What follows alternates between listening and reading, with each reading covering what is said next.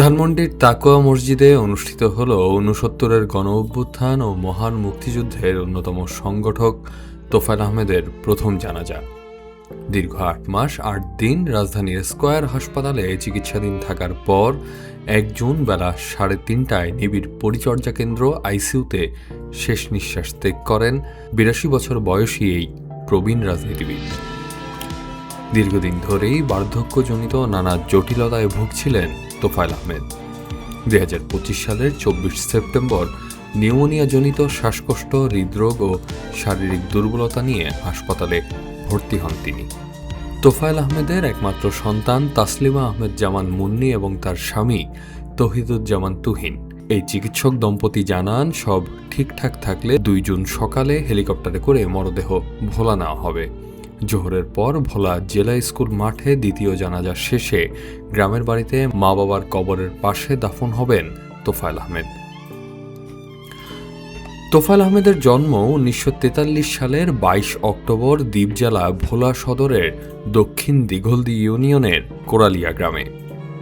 ১৯৬০ সালে ভোলা সরকারি high school থেকে ম্যাট্রিক, ১৯৬২ সালে বরিশাল ব্রজমোহন কলেজ থেকে আইএসসি এবং ১৯৬৪ সালে ঢাকা বিশ্ববিদ্যালয়ের মৃত্তিকা বিজ্ঞান বিভাগ থেকে স্নাতক সম্পন্ন করেন তিনি।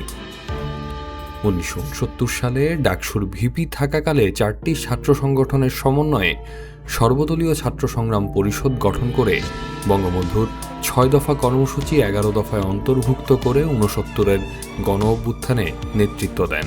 ছিলেন মুক্তিযুদ্ধের মুজিব বাহিনীর পশ্চিমাঞ্চলের প্রধান।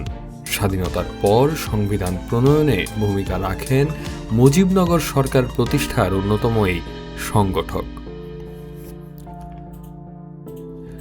তোফায়েল আহমেদ নৌকা প্রতীক নিয়ে মোট ১২ বার নির্বাচন করেছেন। মাত্র ২৭ বছর বয়সে প্রথম ভোটে বিজয়ী এ রাজনীতিক ৮০ বছর বয়সেও জয়ের মুখ দেখেছেন।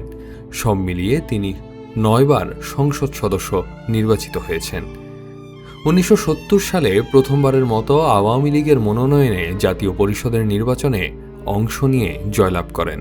দেশ স্বাধীন হওয়ার পর বাংলাদেশ আওয়ামী লীগের প্রার্থী হিসাবে নিজ জেলা ভোলা থেকে ১৯৭৩, ১৯৮৬, ১৯৯১, ১৯৯৬, ২০০৮, ২০১৪, ২০১৮ ও ২০২৪ সালের জাতীয় সংসদ নির্বাচনে জয়লাভ করেন। দলীয় রাজনীতিতে দ্বন্দ্ব কোন্দলের কারণে নিজের অবস্থান নিয়ে হতাশা থাকলেও তোফায়েল আহমেদ কখনোই আদর্শচ্যুত হননি। তিনি রাজনৈতিক জীবনের শুরু থেকে শেষ পর্যন্ত মুক্তিযুদ্ধ, শেখ মুজিবের আদর্শ ধারণ করেই আওয়ামী লীগের রাজনীতিতে ছিলেন। সংসদে দাঁড়িয়ে তিনি যখন মুক্তিযুদ্ধের ইতিহাস ও স্মৃতিচারণ করতেন, তখন দলমত নির্বিশেষে সবাই মন্ত্রমুগ্ধ হয়ে তার বক্তব্য শুনত। তৃণমূল থেকে উঠে আসা এ রাজনীতিক আওয়ামী লীগের সভাপতি মণ্ডলীতে দীর্ঘদিন দায়িত্ব পালনের পর জীবনের শেষ দিন পর্যন্ত ছিলেন উপদেষ্টা পরিষদের সদস্য।